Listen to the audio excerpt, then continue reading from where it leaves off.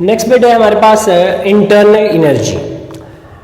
Internal energy को हम define कैसे करते हैं? हम कहते हैं जी sum of all kinds of energies is equal to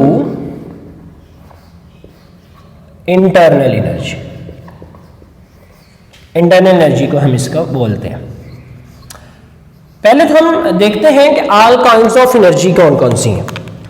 इस तमाम काइंड्स में कौन कौन सी एनर्जी की किस्में आती हैं और जिसको हम इंटरनल एनर्जी बोलते हैं। इसमें बेटे पोटेंशियल एनर्जी भी आती है, काइनेटिक एनर्जी रोटेशनल भी आती है, काइनेटिक एनर्जी वाइब्रेशनल भी आती है, काइनेटिक एनर्जी ट्रांसलेशनल भी आती है।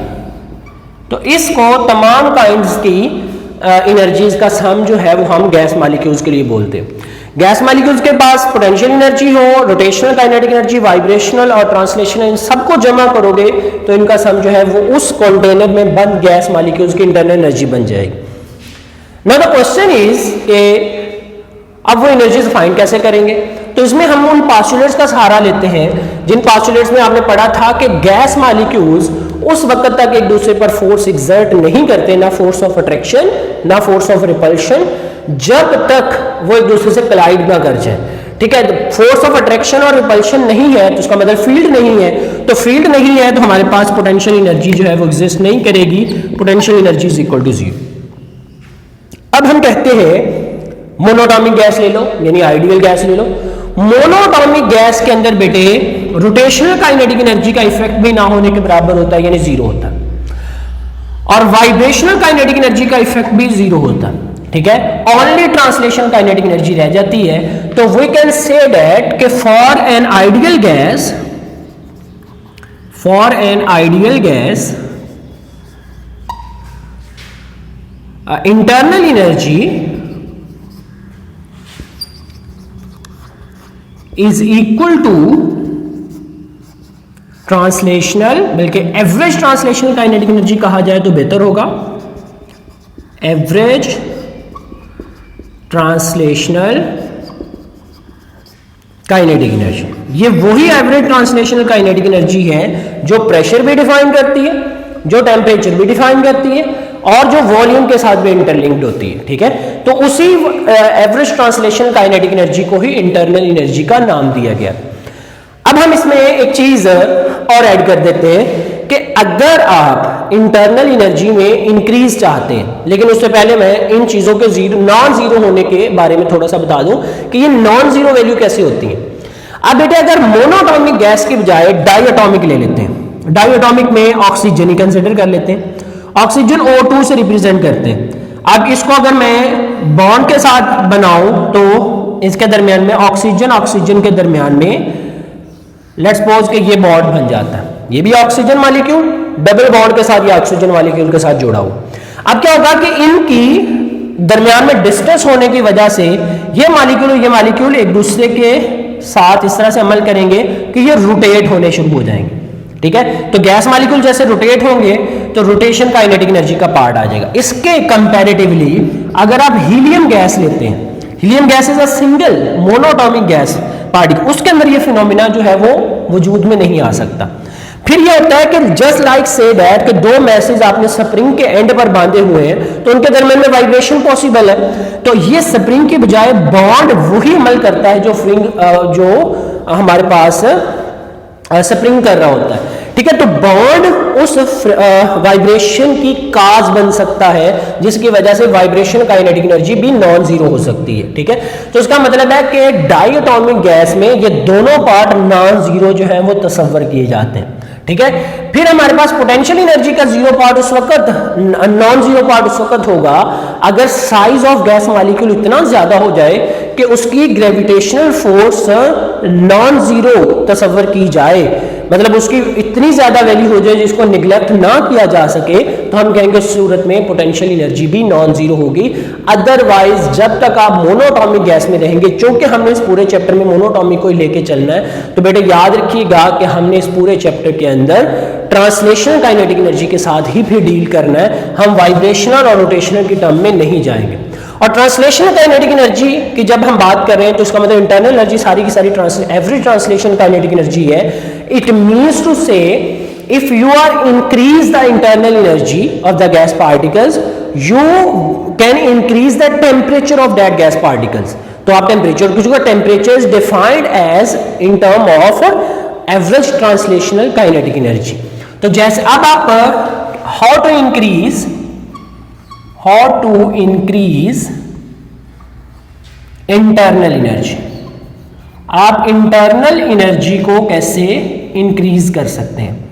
तो इसका पहला मेथड तो यह है कि आप हीट प्रोवाइड करें, ठीक है. लेकिन ये एक ही मेथड नहीं है कि आप सिर्फ हीट प्रोवाइड करने से इंटरनल एनर्जी को इंक्रीज कर लें. दूसरा मेथड इसका ये है कि आप डूइंग सम मैकेनिकल वर्क, आप मैकेनिकल वर्क करके भी इंटरनल एनर्जी को इंक्रीज कर सकते हैं. जैसे आप दो हाथों को रब करते हैं तो आप देखते हैं थोड़ी देर बाद वो हीट अप हो जाते हैं, टेम्परेचर इंक्रीज हो जाता है.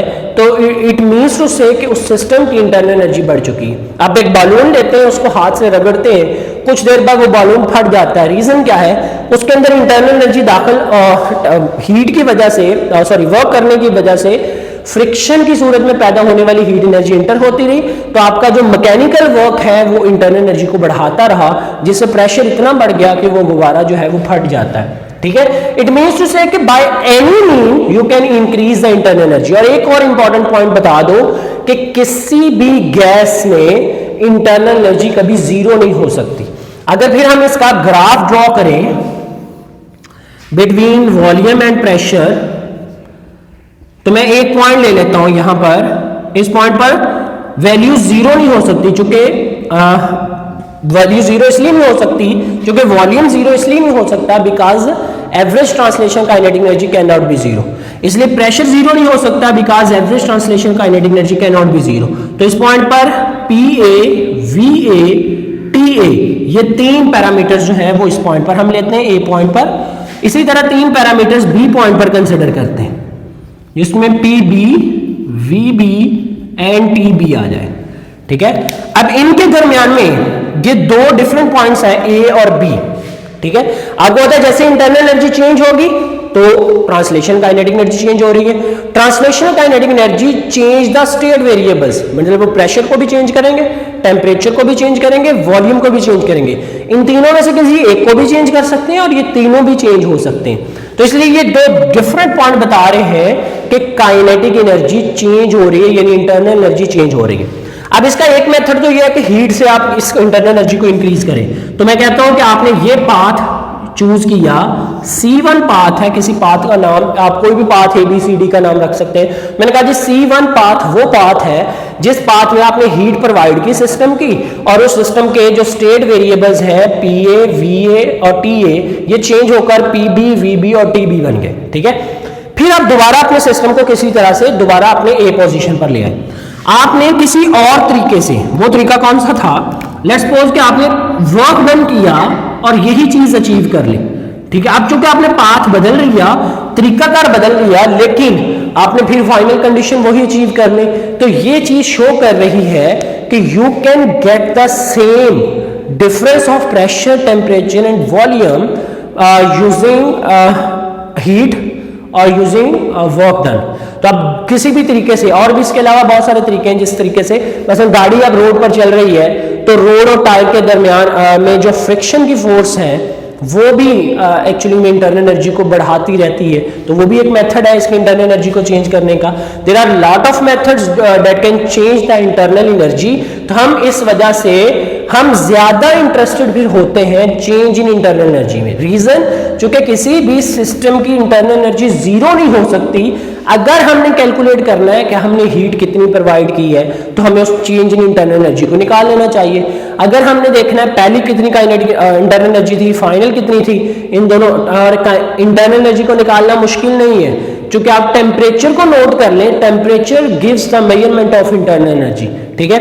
अब दो इनिशियल और फाइनल के दरमियान में डिफरेंस ले लें, जितनी चेंज आई होगी या तो उतनी आपने हीट इंटर की, या उतना आपने वर्क डन किया, या उतनी फ्रिक्शन प्रोड्यूस हुई होगी.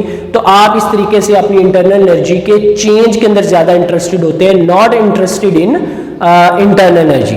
ये वैसी बात है जैसे आप कभी ग्रेविटेशनल पोटेंशियल एनर्जी के बारे में कहते हैं कि you are interested in change in gravitational potential energy, not a potential energy.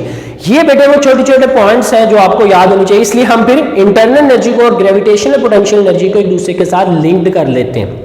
एक और इंपॉर्टेंट बात आपको बताता चलूं यहाँ पे कि हमारे पास इंटरनल एनर्जी की ही बात चल रही है, तो इंटरनल एनर्जी भी एक स्टेट वेरिएबल है, ठीक है।